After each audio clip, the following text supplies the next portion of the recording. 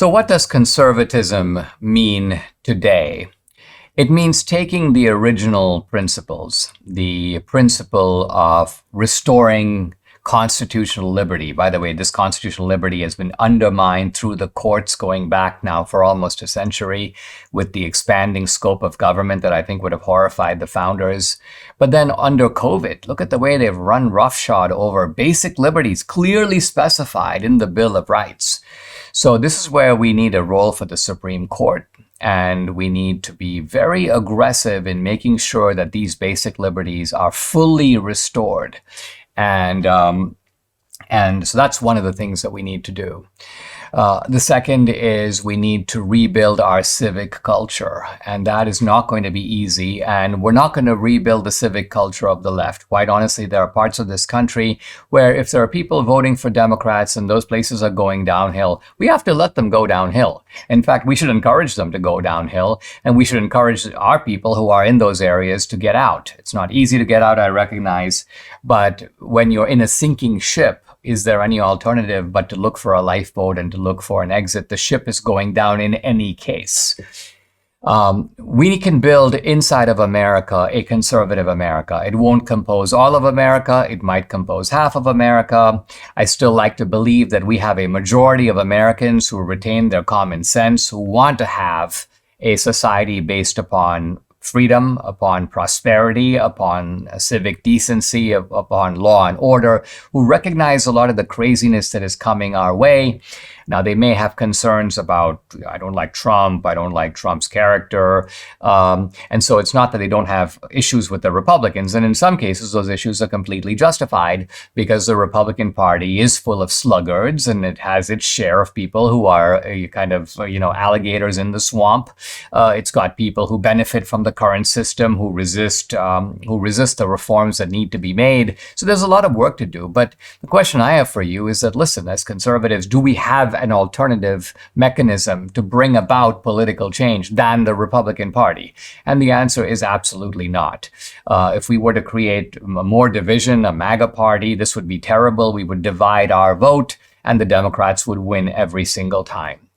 I think in the culture, we need to build a lot of things. We need to build our own online university.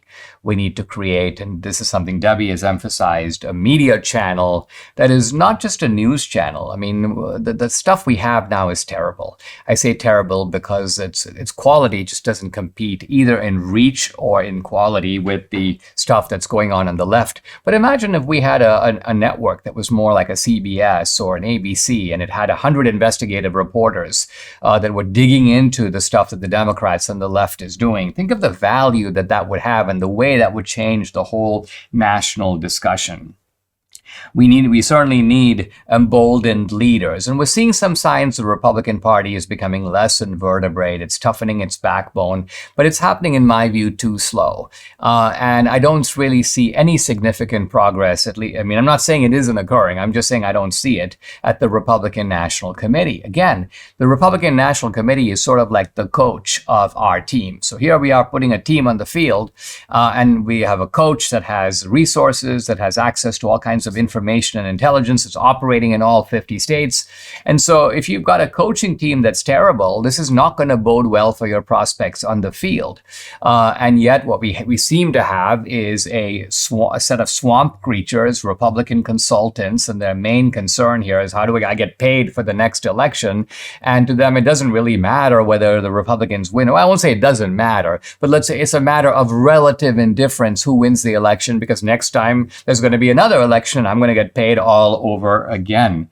So there are serious problems right of center. There's also the problem right now that our intellectual movement is basically gone. I look at a lot of the intellectuals from the 1980s and say, what happened to those guys? And then a bunch of them became never Trumpers. Some of them just dropped out. Some of them are saying the same nonsense that they did 30 years ago, no revisions, as if they live in a time warp. So we need to cultivate a new conservative intellectual movement whose job it is not, again, to reinvent reinvent the wheel, not to come up with a sort of a new conservative philosophy, but to apply the conservative principles that are time-tested, that go back all the way to Burke, through the American founders, through Buckley and the Reagan movement, all the way to the present, apply them to our current situation. In the end, I'm temperamentally optimistic. I think Debbie's a little more of a pessimist. I'm a little bit more of an optimist, but we need some of both, because pessimists often have a more realistic view of what's happening on the ground, but the optimist is valuable too, because the optimist always knows what is possible. And if you don't know what is possible, you're going to tend to be sort of resigned to the situation as it is. So we need an element of realism,